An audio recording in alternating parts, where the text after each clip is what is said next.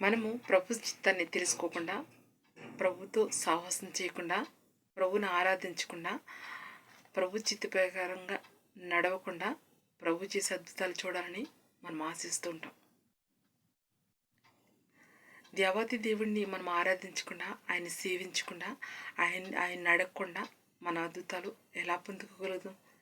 ఆయన్ని సేవించాలి, ఆయన్ని ఆరాధించాలి, ఆయనతో సహవాసం చేయాలి, ఆయన చిత్త ప్రకారంగా నడిస్తే దేవుడు మనకి ఏది అవసరమో దేవునికి తెలుసు. మన అవసరాన్ని దేవుడు తీర్చేవాడు. ఇక్కడ ఇద్దరు గుడ్డివారు ప్రభువుని వెంబడించారు.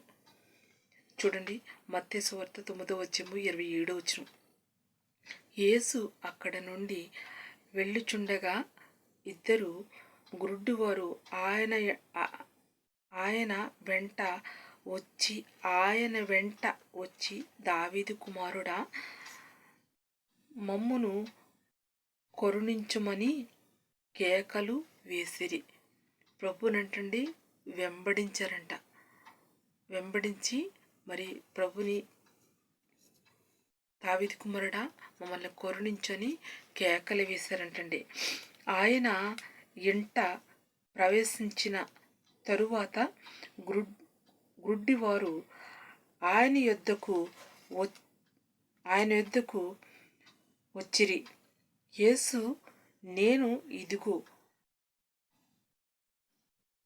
ఇదిగో నేను చేయగలనని మీరు నమ్ముచున్నారా అని అడగగా, ప్రభువును పిలుస్తూ ఉన్నారు.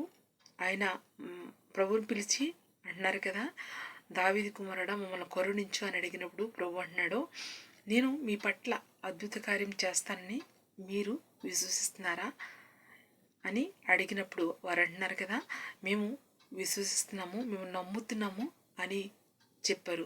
అప్పుడు ప్రభు అంటున్నాడు కదా, మీ విశ్వాసం మిమ్మల్ని స్వస్థపడుతుంది, మిమ్మల్ని బాగు చేస్తుంది అని ప్రభు చెప్పినప్పుడు వారికి చూపు వచ్చిందంటండి. వచ్చినప్పుడు వారిని ప్రభు అంటున్నాడు కదా, నేను బాగు చేశాను కదా, ఇది ఎవరికి చెప్పవద్దని మరి ప్రభు వారితో చెప్పినప్పుడు వారు అయినను ప్రభు చెప్పినా కూడా మరి దేవుడు చేసిన అద్భుతాన్ని అక్కడ ఆ దేశం అంతటా కూడా ప్రచారము చేశారంట. ప్రభు మా పట్ల గొప్ప కార్యం చేశాడు, మాకు కళ్ళు వచ్చినాయి అని వారి ఊరంతా కూడా ప్రచారము చేశారంట. అక్కడ మరి ప్రభు ఇంటింటికి మరి వెళ్ళి మరి అనేక మందిని బాగు చేస్తూ ఉన్నప్పుడు, అనేక మంది జనసమూహంలో ఉన్నప్పుడు మరి అక్కడ ఒక రక్తస్రావం కలిగిన స్త్రీని కూడా ప్రభు బాగు చేశారు. మరి అక్కడ అద్భుతాలు చూస్తూ ఉన్నప్పుడు అనేక మంది ప్రజలు చూస్తూ ఉన్నారు. దేవుడు చేసే అద్భుతాలు చూసినప్పుడు ఇంకా అనేక మంది మరి అక్కడికి వచ్చి ఉండుండొచ్చు. మరి ఇద్దరు గుడ్డివారు కూడా మరి ఆ జనసమూహంలో మరి ప్రభుని వెంబడించారంట. ఒక గుడ్డివాడు మరి మన కళ్ళున్న మధ్యలో జనాలు మధ్యలోకి వస్తే ఒక గుడ్డివాడిని మరి ఎలా చూస్తారండి? మరి వారు ప్రభుని మరి కళ్ళు లేనప్పటికి కూడా మేము బాగుపడాలి, దేవుడు మనల్ని మమ్మల్ని బాగు చేస్తాడని విశ్వసించి ప్రభుని వెంబడించారంటండి. వెంబడించి మరి ప్రభుని పిలిచి మరి వారి చూపుని పొందుకుని మరి వారి పొందుకున్నప్పుడు మరి ఊరందరికీ కూడా ప్రచారము చేశారంటండి. ప్రభు చేసిన అద్భుతాన్ని వారి దాచుకోకుండా మరి అక్కడ అందరికీ కూడా ప్రచారము చేశారంట. ఇప్పుడు మనము దేవుడి నుంచి మనం చాలా అద్భుతాలు పొందుకుంటూ ఉంటాం, కానీ కనీసం దాన్ని మనం గుర్తించలేము కూడా, దాన్ని ఎవరికి చెప్పలేము. ప్రభు నా పట్ల ఈ అద్భుతం చేశాడని కనీసం దేవుని సన్నిధిలో కూడా సాక్ష్యం చెప్పుకోలేము. దేవుడితో సాహసం చేస్తూ ఉంటాం, కానీ మనం మరి దేవుని సన్నిధిలో దేవుడు చేసిన అద్భుతాన్ని మరి చెప్పుకోవడం కానీ మనం చిగ్గుపడుతూ ఉంటాం కొన్నిసార్లు. మరి చెప్పుకోకుండా మరి దాసి వేసుకుంటూ ఉంటాం. అది కాదు, కానీ ప్రభు చేసిన అద్భుతాన్ని మనము చెప్పుకోవాలి. మరి ప్రభు మన పట్ల గొప్ప కార్యం చేయాలంటే ఆయన్ని అంటండి వెంబడించాలంట. వెంబడిస్తే ప్రభు మనల్ని మర్చిపోయేవాడు కాదు. ఆయన అంటున్నాడు, నువ్వు నా తట్టు తిరిగితే నేను నీ తట్టు తిరుగుతాను అని చెప్తున్నాడు ప్రభు. మనం ఆయన తట్టు తిరగకుండా ఆయన చేసే అద్భుతాలు మనం చూడాలని అనుకుంటూ ఉంటాం మనం.